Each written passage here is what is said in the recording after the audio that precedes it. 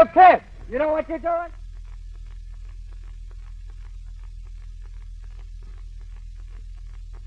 I wonder if it'll hold until the repair crew gets here. This is a transmission line. The shots that broke the bells on that insulator are going to cause trouble. Trouble that will mean the farms in this valley will be without power. Power, the hired hand the farmer now depends on for help to do 1,000 chores. The distribution lineman that chased the boys reports the damage. If this line goes dead, this farmer will have to finish milking by hand. These chicks will chill without their heat lamp, and so will these young pigs. If this pump stops, there will be no water for livestock. The transmission repair crews of the power cooperative are arriving on the scene. The repair crew surveys the damage and reports to their dispatcher. Since this is a key transmission line, and at this hour of the day the demand on it is heavy, they must change out the bells with the conductor energized or hot. Hot line work calls for specially trained men. They know what can happen when working hot with high voltages. They know their tools and the limits of their tools. Hot line tools must be kept dry at all times. The trailer they are carried in has special heating units to eliminate moisture.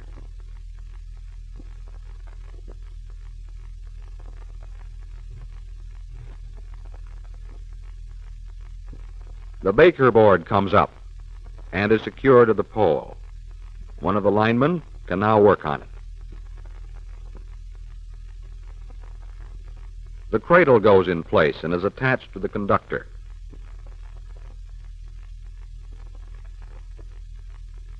Gradually, the slack in the line is taken up. When taken up enough, the lineman with a hot stick pulls the clevis pin. The entire insulator drops into the cradle and is lowered to allow the broken bells to be removed.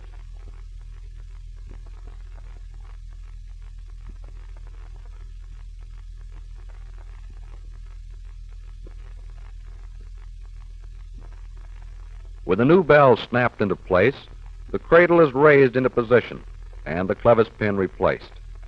The slack in the line is slowly returned to its former position. We say a job well done. An unscheduled interruption that never came about because an alert distribution lineman reported the damage, and the power cooperative had the equipment and trained personnel to make a hotline repair. The target shooting those boys have done does not come cheaply. It will be entered under line maintenance on the books of the cooperative.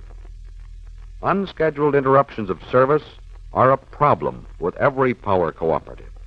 It is one they are always fighting in their effort to maintain a continuity of service.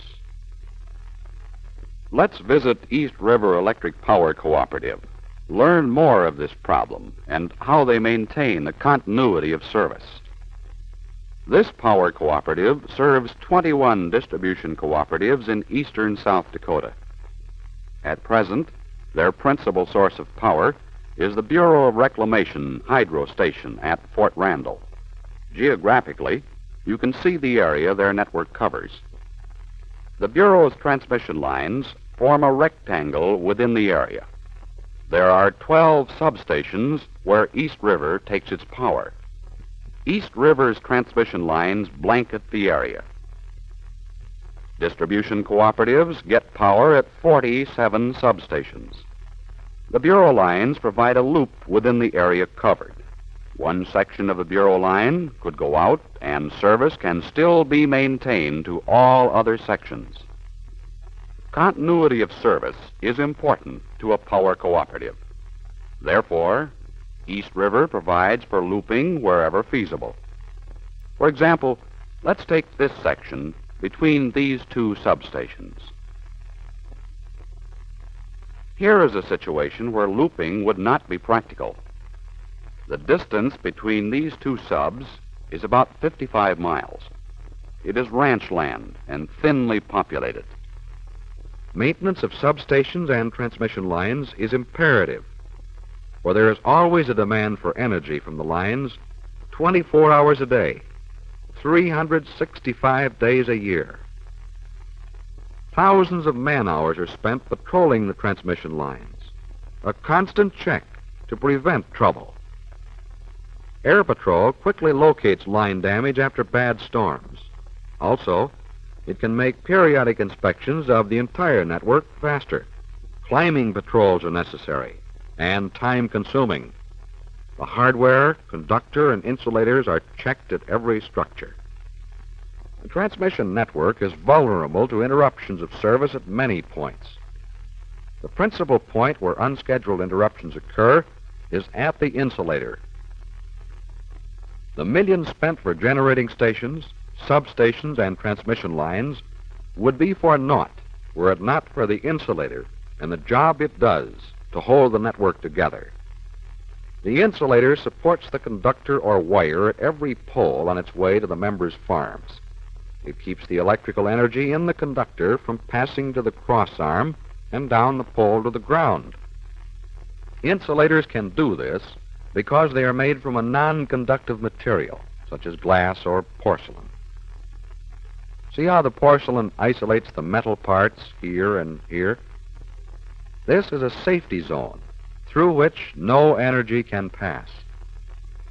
It is possible for an insulator to be chipped or cracked, yet continue to function, especially when the weather is dry.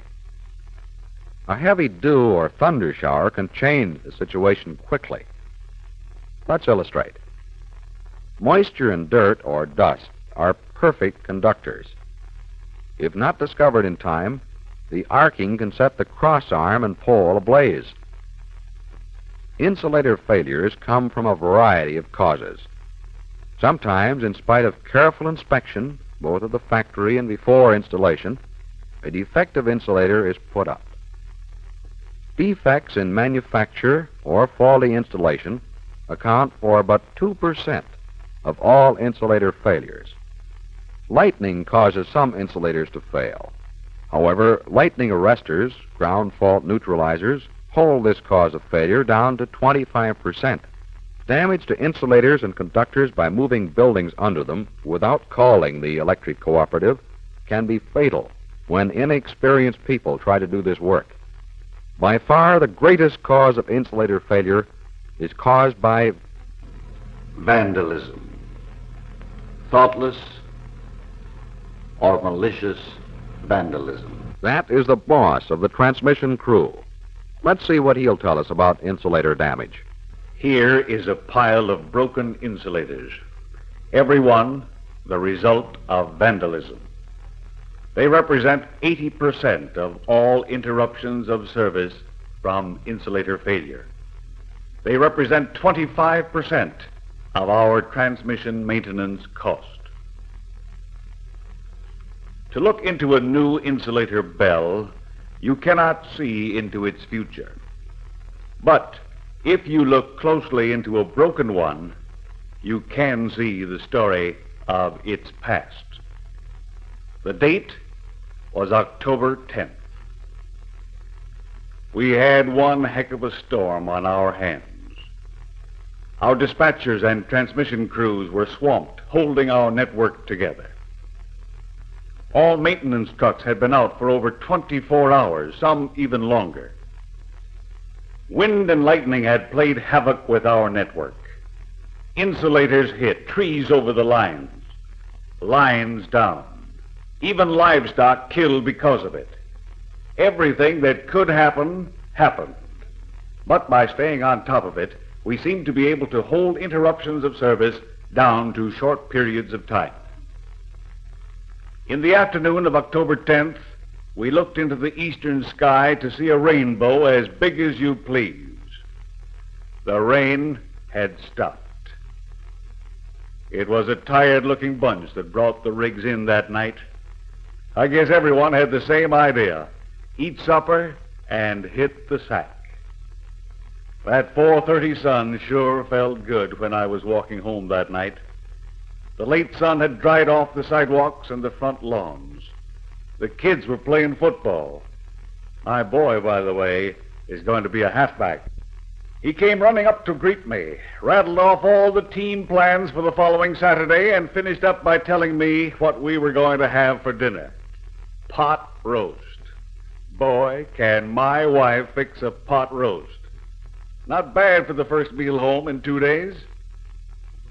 Well, I'd just started on my second helping when the phone rang. My wife answered it, and from the look on her face, I knew. The dispatch office and more trouble. It was the 34-5 line, and right at chore time. I told dispatch to call the area crew, and I'd meet them at the garage. By the time we all got back to work, dispatch had sectionalized the line and isolated the trouble to this area. Oh, brother, right up in the hills. It was still light when we pulled out. Down the road a mile or so, we left the pavement and started to climb a country road. It was gravel and mud. Last winter, we had a truck slide off the road at this curve and wind up way down in the gully. We had some trouble making the hill because the heavy rains had left some bad spots, and it was slippery. We made the hill, and there ahead was our trouble. We could see the conductor arcing across to the pole. We pulled up opposite the structure. It was about 50 yards off the road. Should we try to get in closer? The grass meadow looked solid enough. We put it in four-wheel drive, gunned the motor, and started off. It was soft, and down we went to the axle. Stuck. Try as we did, we were in, but good. I went up to the structure to see what our problem was going to be. It looked like lightning took the insulator and frayed the conductor wire. We went back to the truck and radioed in the extent of the damage to dispatch.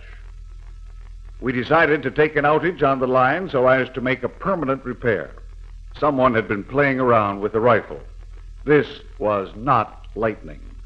The insulator was broken. The conductor held the spent slugs within the wire mesh.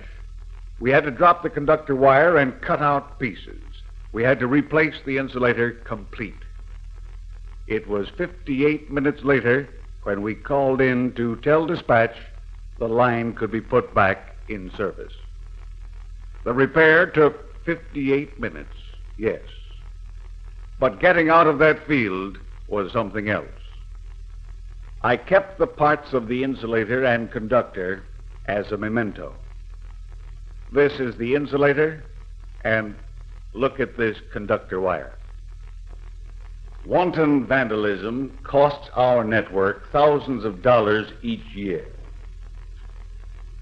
Our men endanger their lives carrying on repairs in all kinds of weather so that our members may have continuity of service. This vandalism must stop. Truer words were never spoken. Thousands of dollars. Yes, it cost this power cooperative over $60,000 last year. It will show up in their overall maintenance cost. It will show up on their members' power bill. We needn't talk of the convenience of electricity, for the people on the farms and in town and cities have long since accepted this handy helper. They expect power when they start a motor, use an appliance. Unscheduled interruptions of their service disrupts their routine, causes needless inconvenience. Many states have laws that make breaking of insulators a felony, punishable by fine, imprisonment, or both. In many states, such as South Dakota, boys can get free instruction in the use of firearms. The South Dakota Game and Wildlife Commission sponsors a training program by game wardens or other qualified instructors affiliated with the National Rifle Association. They provide group instruction and also supervise practice on the rifle range. The next time you see boys throwing rocks or hunters shooting at insulators, stop them. Remind them that the insulator they are about to damage may be on the line that furnishes power to their farm or home. And remember, the millions spent for generating stations, substations, and transmission lines would all be for naught were it not for the insulators and the job they do.